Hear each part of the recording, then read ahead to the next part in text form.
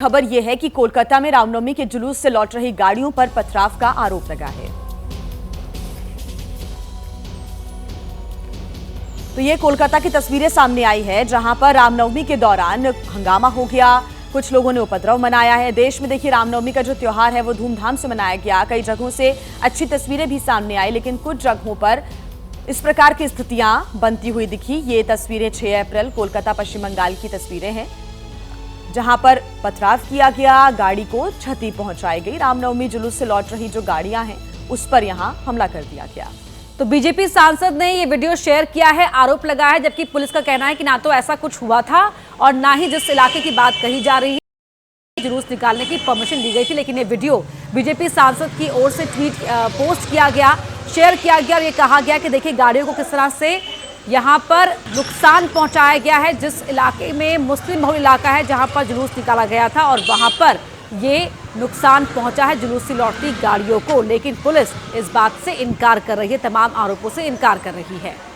और अब बीजेपी नेताओं का ये कहना है कि इस प्रकार की जो कानून व्यवस्था है एक बार फिर से चरमराती हुई पश्चिम बंगाल में नजर आई, क्योंकि जिस बात की आशंका थी वैसा ही कुछ माहौल एक बार फिर से पश्चिम बंगाल में बनता हुआ नजर आया। सुकांत मजूमदार ने गंभीर आरोप पुलिस प्रशासन पर, सरकार पर एक बार फिर से लगाए।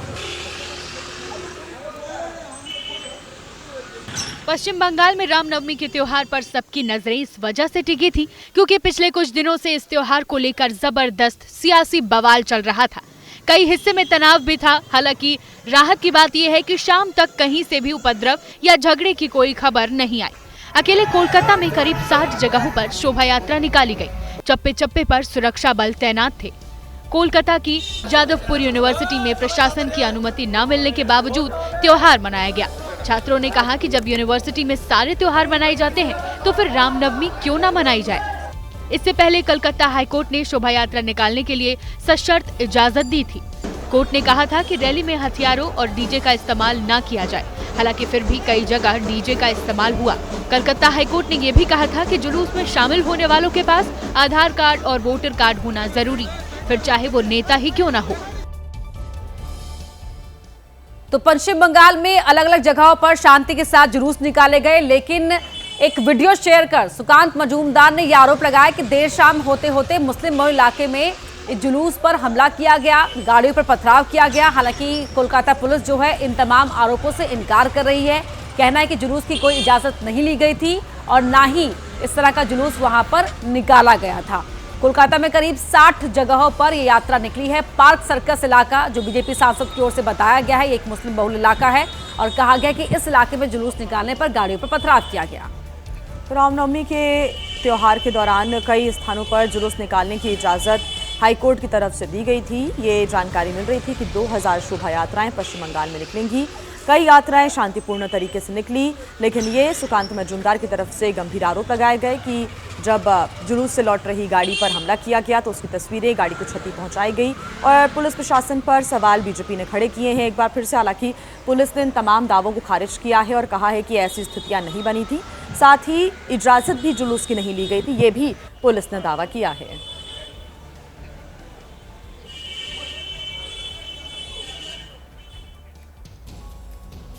रामनवमी पर पश्चिम बंगाल में कई जगहों से आपसी सौहार्द वाली भी तस्वीरें सामने आई हैं।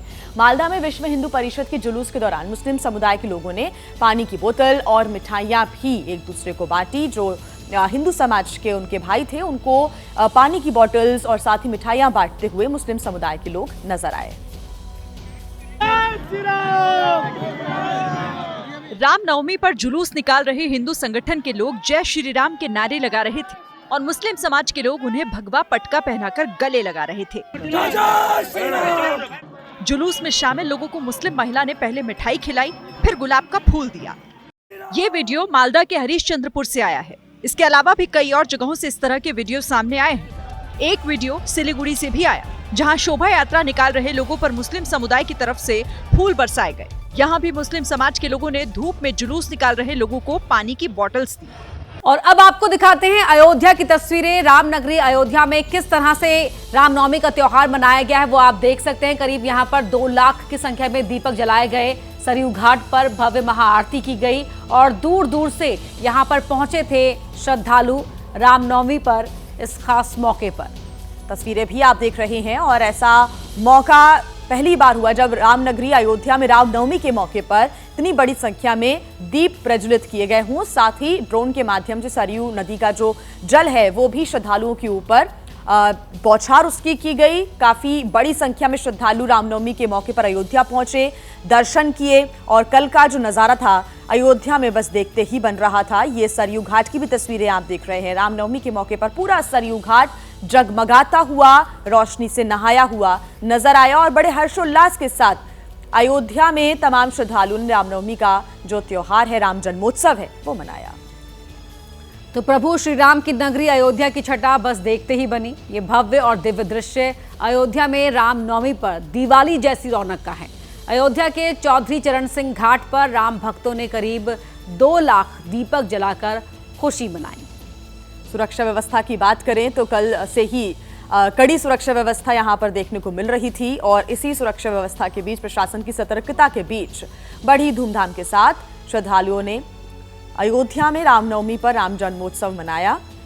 कल सुबह 9:30 बजे से ही राम जन्मोत्सव का जो कार्यक्रम है राम मंदिर में शुरू हो गया था और उसकी जो छटा है वो रात तक हमें देखने को मिली। ये भव्य और दिव्य दृश्य अयोध्या में रामनवमी पर दिवाली जैसी रौनक का है। अयोध्या के चौधरी चरण सिंह घाट पर राम भक्तों ने करीब 2 लाख दीपक जलाकर खुशी मनाई। एक ओर प्रभु राम की नगरी लाखों दीपक की रोशनी से नहाई तो दूसरी ओर सरयू के तट पर भव्य आरती भी हुई, जिसमें देश के कोने कोने से आए लोग पहुंचे। विहंगम दृश्य को अपनी नजरों में कैद किया। रोशनी से सराबोर भव्यता और दिव्यता से दमक रहे राम मंदिर की छटा भी देखते ही बन रही थी। रामलला के दर्शन के लिए श्रद्धालुओं की भारी भीड़ उमड़ी थी। भीड़ रामनवमी पर निकली शोभा यात्रा में भी उमड़ी। भगवा पटके पहने महिलाओं की टोली झूमती दिखी तो भगवा झंडों के साथ जुलूस में शामिल युवक जमकर थिरके। राम लक्ष्मण शिव पार्वती समेत एक से बढ़कर एक कई झांकियों के दर्शन किए। जय श्री राम के जयकारों के बीच भजनों और धार्मिक धुनों पर लोग जमकर झूमे। तो रामनगरी अयोध्या में भगवान राम का जन्मोत्सव धूमधाम से मनाया गया और सबसे अद्भुत और अविस्मरणीय पल था रामलला के सूर्य तिलक का। इस खास मौके पर खुद सूर्य किरणों ने रामलला के माथे पर सूर्य तिलक किया।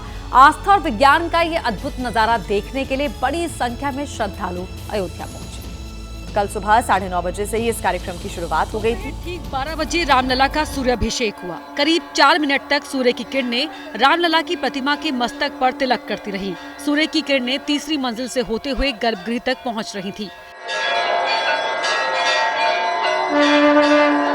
धार्मिक मान्यता के हिसाब से जिस समय भगवान राम का जन्म हुआ था उस समय स्वयं भगवान सूर्य 1 महीने तक उनकी लीला देखते रहे थे, इसलिए ये 4 मिनट का सूर्य तिलक बहुत महत्वपूर्ण था। वहीं सूर्य तिलक से पहले रामलला को स्नान कराया गया, उन्हें पीतांबर वस्त्र पहनाए गए। अब बात कर लेते हैं उत्तर प्रदेश के प्रयागराज की, जहां पर सालार मसूद गाजी की दरगाह पर हंगामे की हिंदूवादी संगठन के कार्यकर्ताओं ने रविवार को जमकर हंगामा किया। भगवा झंडे फहराए, नारे लगाए।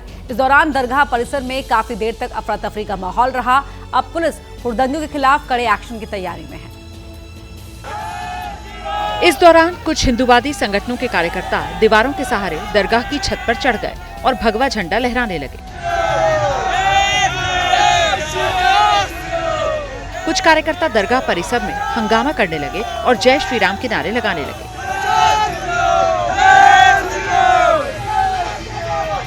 इस दौरान पूरे परिसर में अफरा तफरी मच गई। लोग इधर उधर भागने लगे।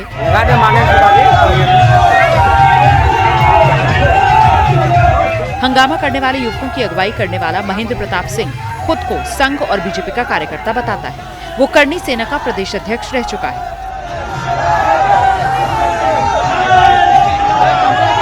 हिंदूवादी संगठनों का कहना है दरगाह को ध्वस्त करना चाहिए और ये जगह हिंदुओं को पूजा पाठ के लिए सौंप देनी चाहिए।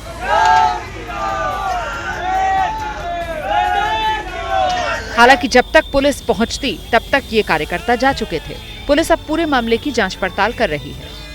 गुजरात के अहमदाबाद में एक एसी गोदाम में अचानक आग लग गई, 2 लोगों की मौत हो गई।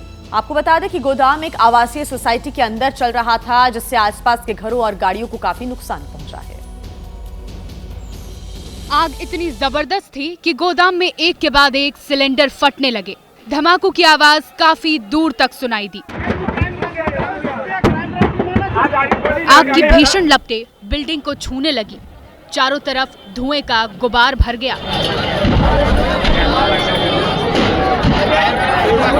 इस पूरे अग्निकांड में एक महिला और एक बच्चे की मौत हो गई। कई लोगों को गंभीर चोटें भी आई हैं।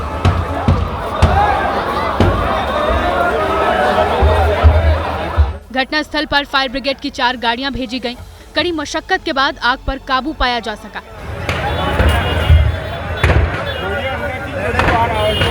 लेकिन एक के बाद एक हुए विस्फोट की आवाज से लोग अब भी सहमे हुए हैं।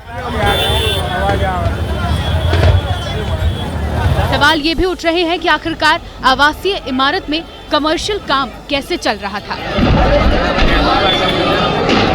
बड़ी खबर, कृषि मंत्री शिवराज सिंह चौहान से मुस्लिम समुदाय के लोगों ने मुलाकात की है। वक्फ कानून के समर्थन में शिवराज सिंह से मिलने पहुंचे हैं मुस्लिम समुदाय के लोग। सुल्तानपुर में मुलाकात कर कृषि मंत्री को धन्यवाद भी किया। ये तस्वीरें भी तब की सामने आ रही हैं। वक्फ संशोधन बिल के समर्थन में कानून क्योंकि ये बन गया है, इसके समर्थन में मुस्लिम समुदाय के लोगों ने कृषि मंत्री शिवराज सिंह चौहान से मुलाकात की, उनके ऊपर फूलों की बरसात की और उन्हें इस कानून के लिए धन्यवाद भी करते हुए मुस्लिम समुदाय के लोग नजर आए। इससे पहले ही सरकार की ओर से कहा जा रहा है कि जो कानून है वो जो निम्न वर्ग के मुसलमान हैं, गरीब मुसलमान हैं, उनके फायदे के लिए लाया गया है, बनाया गया है।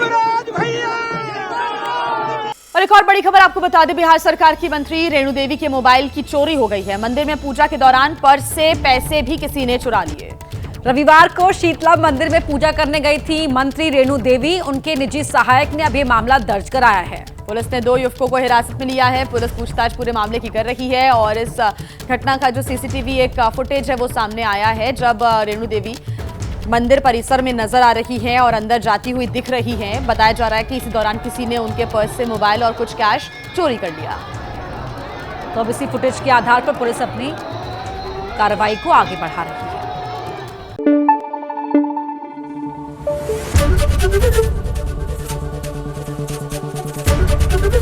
एबीपी न्यूज आपको रखे आगे।